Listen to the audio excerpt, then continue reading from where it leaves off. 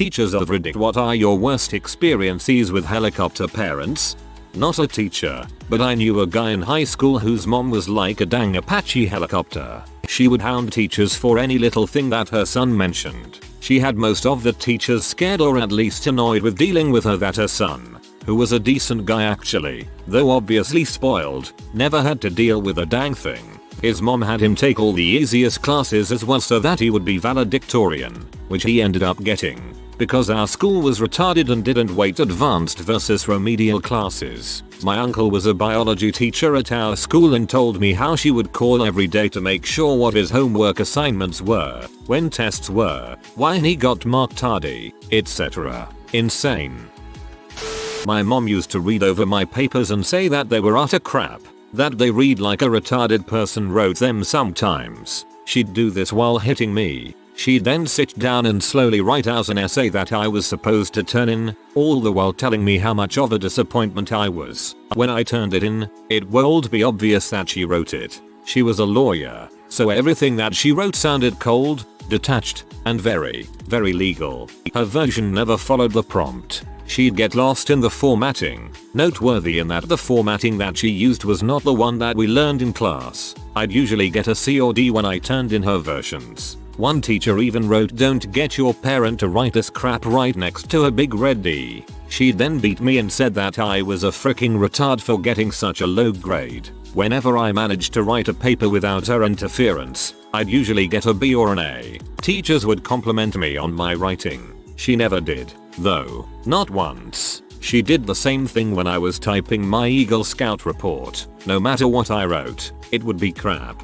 I even copied a similar project's report word for word, just replacing a few words where needed. Apparently that was crap too. This was a report that was basically already passed by the council, but it wasn't good enough for her. I remember crying a lot. Eventually, she just wrote it herself. My Eagle ceremony was 15 minutes. I didn't invite any of my friends. The badge is now collecting dust under my dresser. I've never bothered to get it out from under there. I love Scouts, but I am not at all proud of my Eagle rank. When I think back to my project, I don't think of helping little kids in a Title I public school. I think of the crap my mom used to do. It remains one of the worst experiences of my life. Anyway, that's the worst helicopter parent that I know. Dang, it felt good to type that out. Not a teacher, but great helicopter parent story. One time my assistant's mother called me to say that her son had overslept, and he would be late to work. Homeboy is 27 years old, and does not live at home anymore. WTF kind of person would rather call his mother than his own manager to say he'll be late? Not a teacher, but I went to WVU my freshman year. During orientation, the residency halls had meetings with the students and the parents, individually. The student meeting went well enough. The students seemed to be smart enough to figure things out and asked good questions. However, according to my mom, during the parent meeting a woman asked, "Who will do my daughter's laundry?" In middle school, I knew a kid whose mother was not only an 8th grade English teacher, but head of the entire English department. The kid was really nice and smart, but he also happened to be extremely dyslexic. I had her for English the period before he had her, and she would often have us watch movies in class on days that projects were due so that she could finish her son's project before the next class. Worst of all, when it came time for our little middle school graduation ceremony, all of the academic departments were giving out awards. Who do you think that B gave the English award to? Her dyslexic son. He really was a cool guy, but English was definitely not his strong subject, and he'd already won several awards that day. Try to imagine the sound of an entire auditorium of middle school kids sucking their teeth in unison. Massive amounts of respect to the teachers here. This is why I don't educate. I would totally lose my crap with some of these parents. I have an honest question, though. At the beginning of every school year, I write a letter to each of my kids' teachers. One is autistic with behavioral problems, the other has pretty severe asthma, and one is normal, but eccentric. I basically tell them, this is my kid, this is what's normal and what's not. If one can't breathe, call me. If the other won't stop screaming, call me. Basically a cheat sheet for what works and what doesn't. just to save on the trial and error. If I have questions or concerns, I'll volunteer in their class or elsewhere in the school, but I don't do it to hover. I do it to answer my own questions. Then if I still have questions, I'll ask them. Is that too much? Or does it actually help? I think most teachers would be thrilled to get that sort of email, as it shows open communication and a parent that is willing to work with the teacher for the good of the child. It's world different from a parent who shows up screaming that their precious snowflake only got a 90% on the last test and the teacher should change the grade since he or she obviously can't teach the material.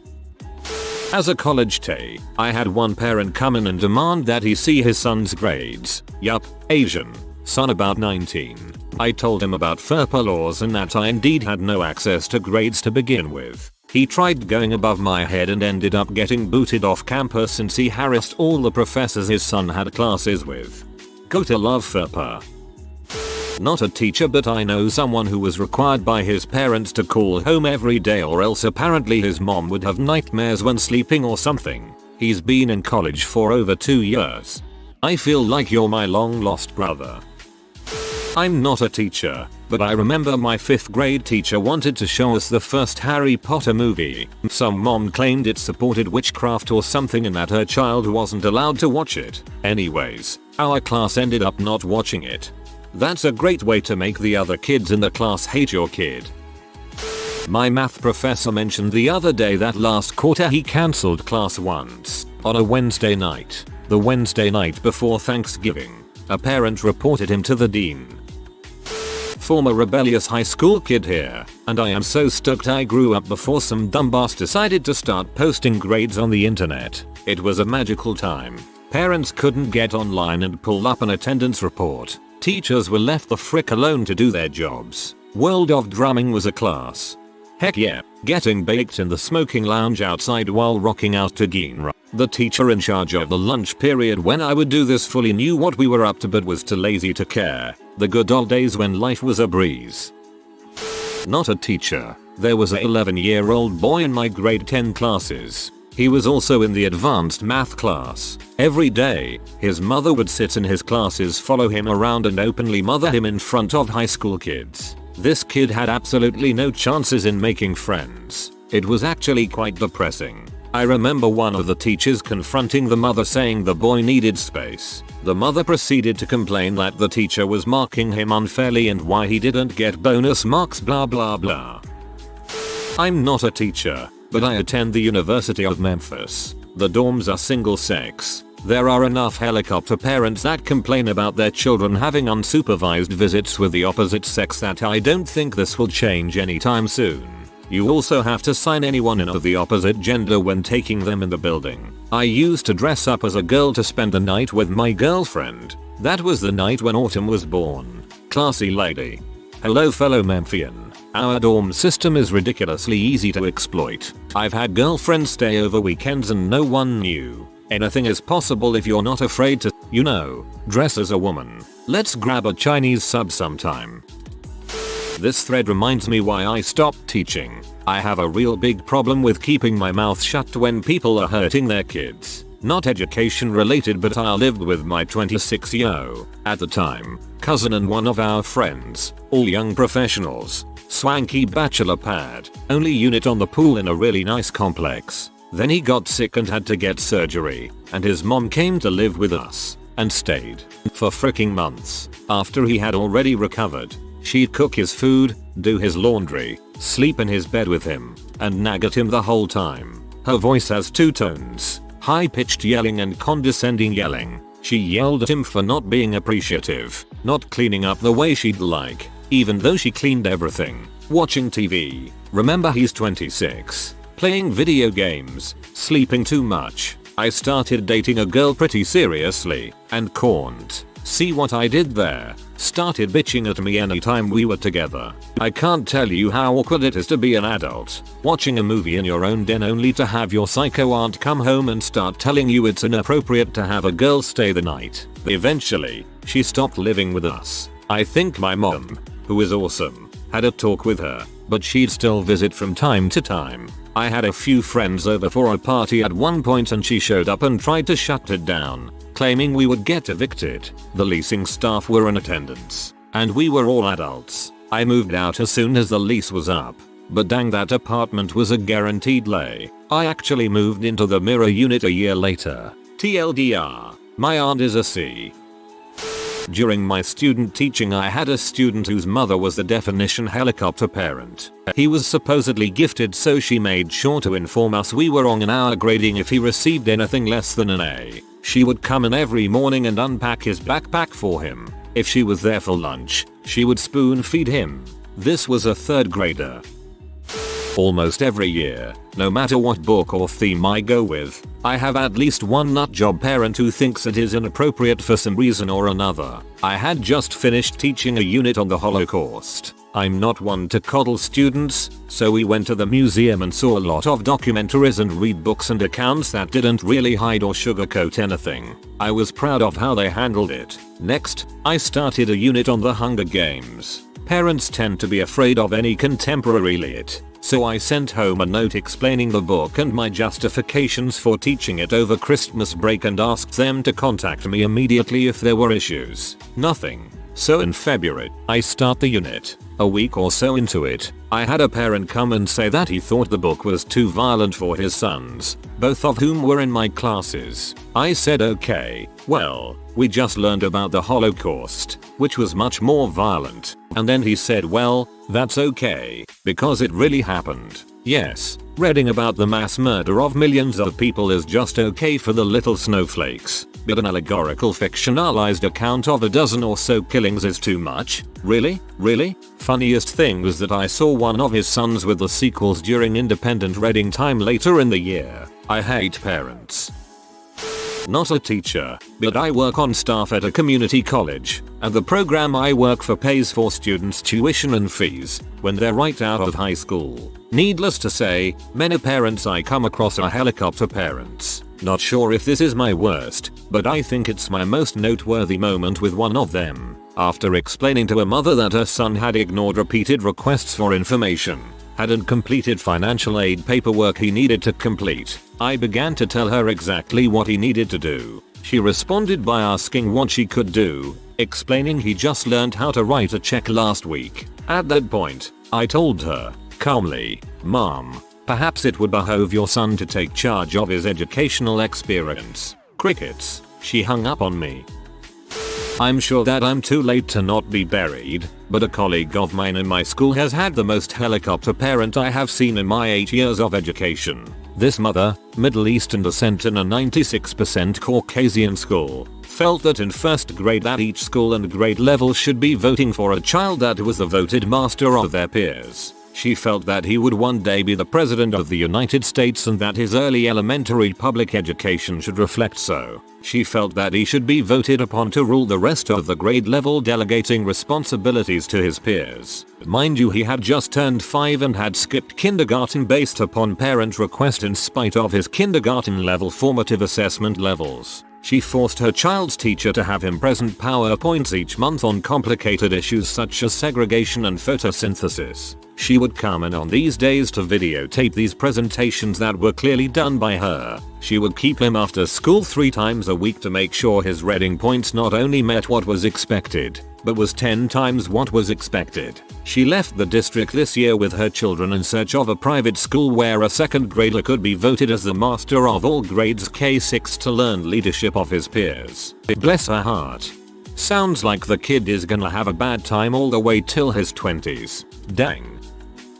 This will so get buried, but still nice to get off my chest. I used to teach 10th grade in Holland, VMBO, Dutch system, and on parent teacher night I had a request to meet the parents of a kid I taught. Wasn't his form teacher, so kind of odd. Anyways, this kid is always super nervous, gets into fights a lot and is socially awkward, but still, good looking, so he gets away with it and is considered one of the popular kids. But as a grown up, I can see something is seriously wrong with this kid. So, parents walk in at about 9 in the evening and sit down. I ask them why they wanted to see me. I have 2 of the most angry parents in front of me, and if looks could kill I would have died right there and then. They sit down and throw a book report on the table. So, why did you give our son a 7.3 for this report, they ask. We grade from 1 to 10. I'm flabbergasted. Graded that report a month ago and have no idea what they are talking about. They obviously came prepared,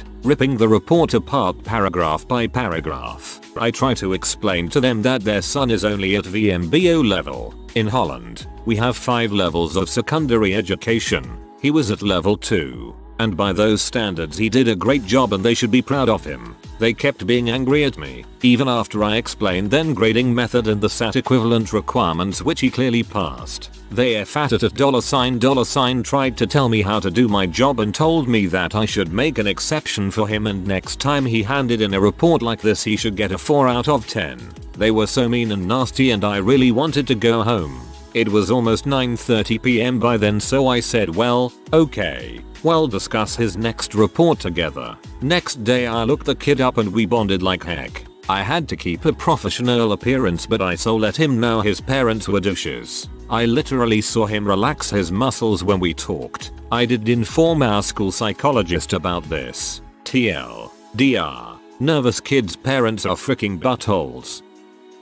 This happened with a friend of mine at uni. He's 20, but his parents still buy him food, clothes etc. 2 AM the night before a 9 AM exam I get a call from a mate of mine about do I know where he is? His parents called him that evening and he hasn't answered etc. I told him that he had an exam in 7 hours. I had an exam in 7 hours. He's had his phone off all week and even when he doesn't he's a freaking tosser and never answers the thing. My best friend. I tell him he'll have locked himself in one of the lecturer's offices with a group of lazy idiots who done no work who we were tutoring. Great way to revise. But no, his parents haven't heard from him in 8 hours. So they get campus security to check every single room on both the university campuses. 6 hours after this he turns up to the exam and of course I was right. He was in this guy's office until 6 AM. One more time, he is 20 years of age. My friend, who is pretty smart, no issues, was labeled as special needs by his mom so that he could get extra time on tests. As someone who doesn't want to make the mistake of being a helicopter parent, sometimes the other parents around me make me feel like I'm a bad parent because I expect my son to be responsible for himself and his own decisions and schoolwork, age appropriately. I taught drama at a magnet middle school in an urban district. One mother convinced Principal Dickhead that she must accompany her child to every class to make sure the teachers were doing their jobs. The woman demanded a chair near her daughter, spent 90% of her time talking loudly on her cell phone, and spent the other 10% trying to force me to include her in the class activities. She must have been blowing Principal Dickhead, because her review of my teaching was used as my official evaluation for the year. She never held a job in her life, let alone was even remotely qualified to evaluate a teacher. I hold a master's degree in my field, and Ms. Thang is allowed to tell everyone that I'm okay, but don't make class enough fun. I left after that year.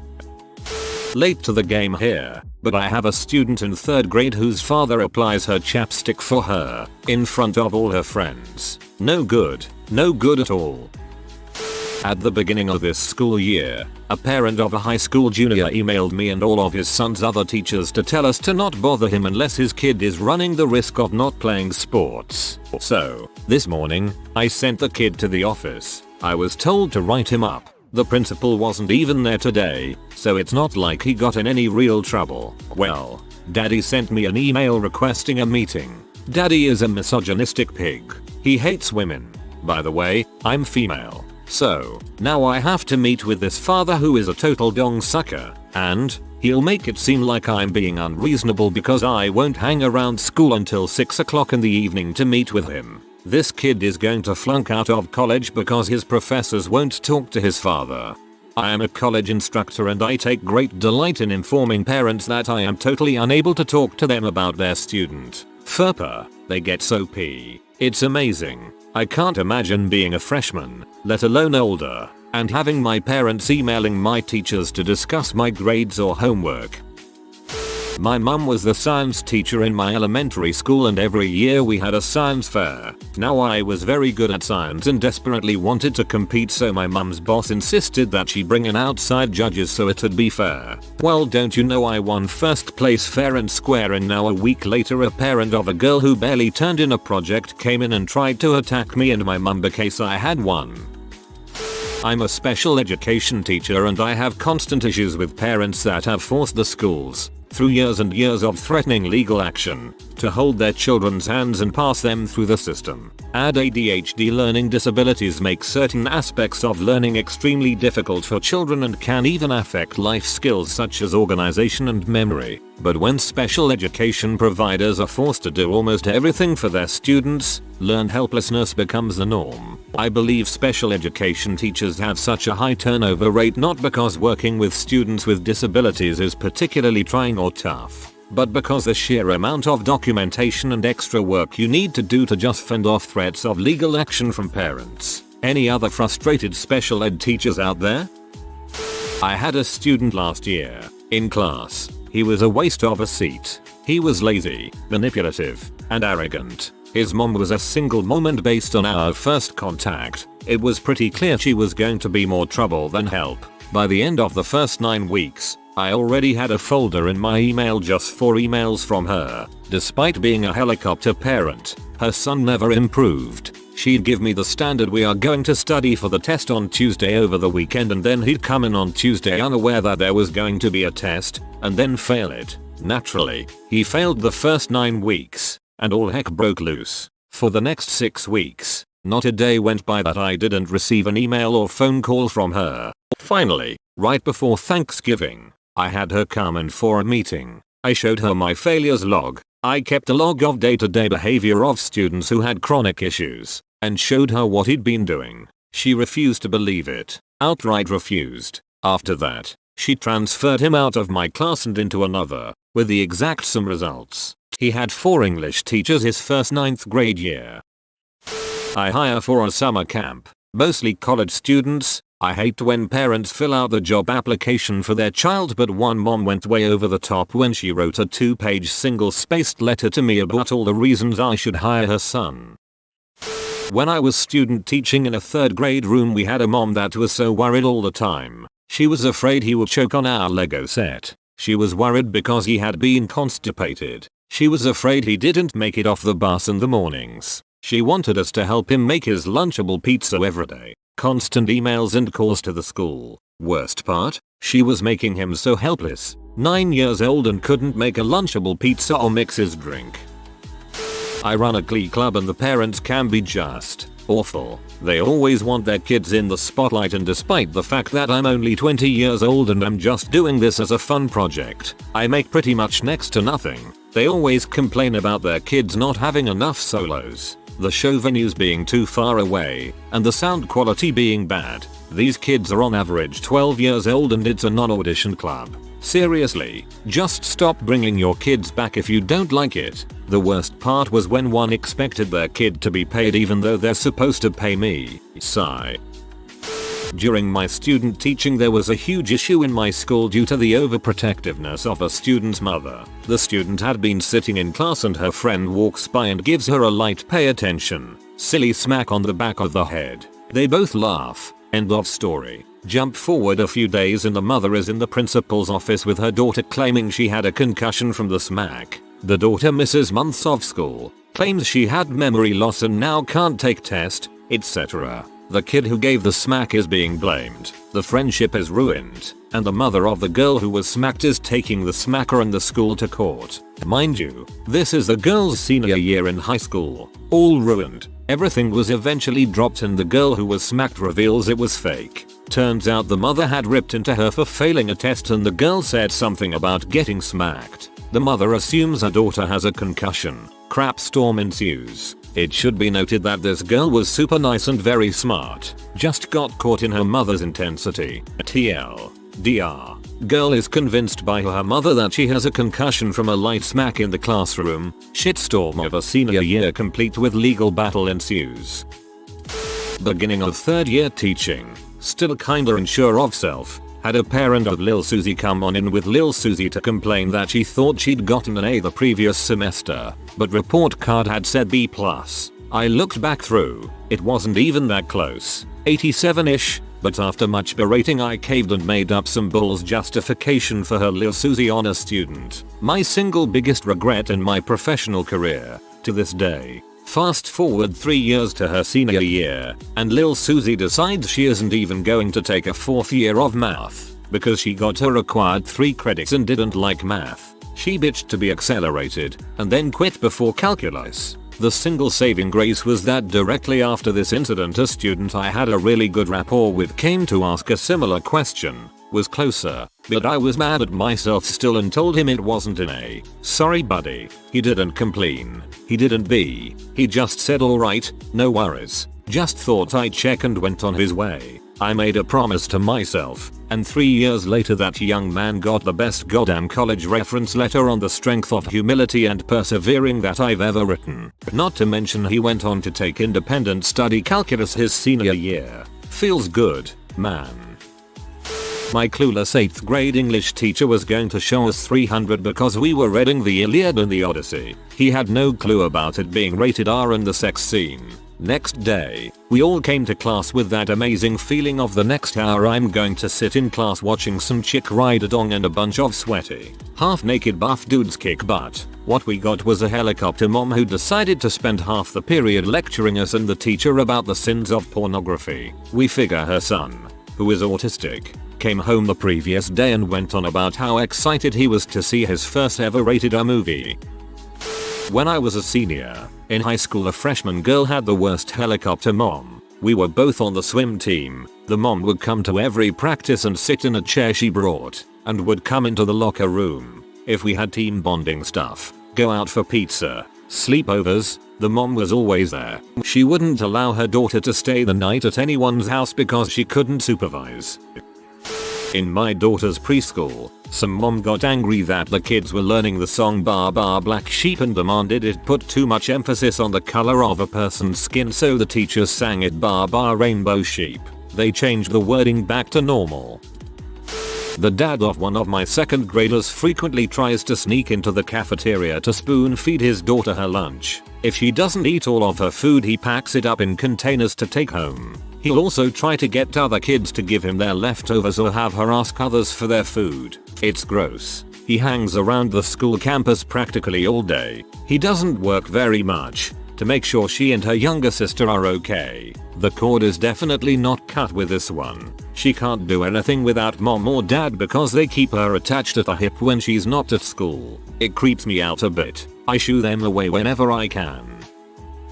Many years ago, I was subbing in a bad class. This girl threw a chair at another classmate. I sent her out because she was just out of control. As I was going to lunch, her parents were waiting with the principal, and I had to talk to them. Her parents were just absolutely delusional about her, saying that she was such a great student that would never do anything like that. I was just flabbergasted. I'm just not surprised that many of these schools have so many problems, or that people don't want to hire these kids. I've seen everything. Whenever I hear politicians talk about education reform, I just roll my eyes. They are freaking clueless.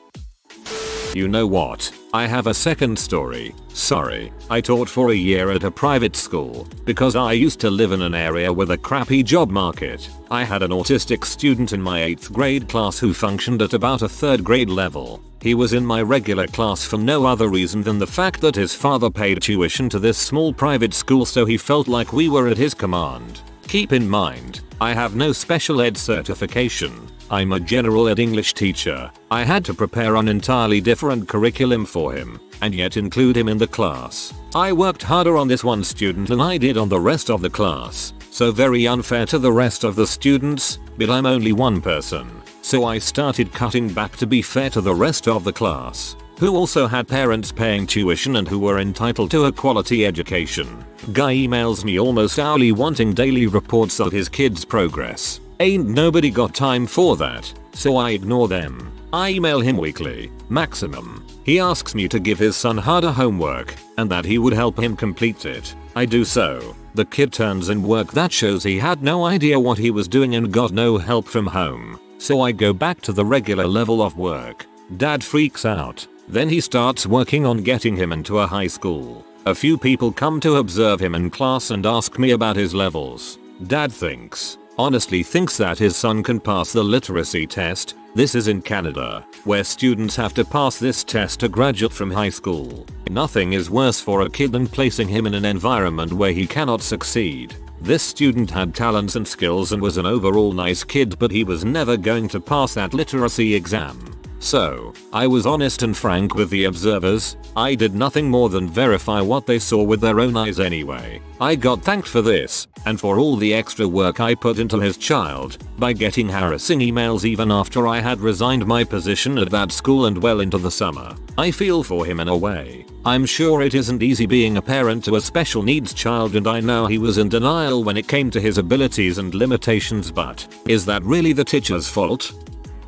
I worked as a leasing agent assistant property manager years ago in the 5 College area of Western Mass, and dealt with very wealthy parents of very spoiled college-aged kids. I was that age myself at the time, but married with a child. We had 4-bedroom apartments right near Amherst College. The apartments were crappy as heck, just really ugly and never clean. The kids were always putting holes in walls, etc. Well, one weekend this apartment of 6 dudes had a big freaking party. They lit the apartment on fire. Fire engines, ambulances, the whole thing. The guy whose room the fire was in was the son of a surgeon and a corporate attorney. Mom and dad arrived the next day in hysterics. They practically carried their little boy out of the model apartment we had them stay in that night. Mom came running to me screaming her head off that the apartment wasn't safe, that it was electrical, etc. After investigation revealed this dude was smoking crack and got totally wasted. He fell asleep, passed out, and knocked over a candle. I was there when our attorney called his folks to tell them what happened. They immediately asked how much they cut a check for over $20,000 in damage. Prepaid us for the following year of rent. No punishment, no questions, just a bunch of cash and shush money. Dude returned to the apartments, subsequently failed that year of school and left well before his year of rent was paid. I applied the prepaid balance to a single mom's rent and she was able to live rent-free for 4 months. Student transferred from an obscure state college to a big state university where I used to teach. Student took transfer exams that unequivocally showed he needed to repeat several of our core courses. The next day, his father called me up. The conversation went like this. "Father, you must have made a mistake. My son already passed these classes with good grades at his previous school. I understand that, but we have certain standards here, and your son's performance on these exams demonstrated that he lacks some important knowledge and skills necessary to continue with our curriculum and earn a degree here. Father, this is unacceptable. I'll call the governor and tell her that all you state schools have to get your act together. Why can't you all have the same standards? I have one question for you. Why did your son transfer from the state college to our university? Father, to get a better education. Exactly. Father : I was a straight A student in my freshman year of high school and beginning of sophomore year. About halfway through sophomore year I received a B in my English class, and my father was P. He gave me an ultimatum. I was to write an essay to him on how I would not slack off and get any more B grades. You know what I did? I thought, frick that bulls. I've done my work the best I know how and didn't write the essay. I went to sleep that night expecting another bulls lecture in the morning. Boy was I in for a surprise. He comes down to my room. I was kept in the basement while the house was being remodeled at 3 in the goddamn AM, and yells at me, "Say goodbye to all your little friends. You've just lost the computer." But the next day he took the keyboard from the computer and locked it up in his safe. If I was to need the computer for homework, I would be monitored while I completed what I needed to do, and then it was back to the safe for the keyboard. This lasted about 6 months, through the summer even, until I started my junior year. I flunked a class that year, had about a C average, and almost killed myself because of all the pressure that was on me. This was over 1 B that I got in my sophomore year in high school. As a young adult now in college, I'm afflicted with all sorts of anxiety problems, constant depression, and adult ADD, which of course I've always had, but was recently diagnosed that I'm on several medications for. I hate college. I feel like I'm just there for my parents' sake and that I'll always in some way be their property with their expectations bearing down on me. Thanks, Dad. If you are new to the channel, you can subscribe. I publish new videos every day. Until then, check another video.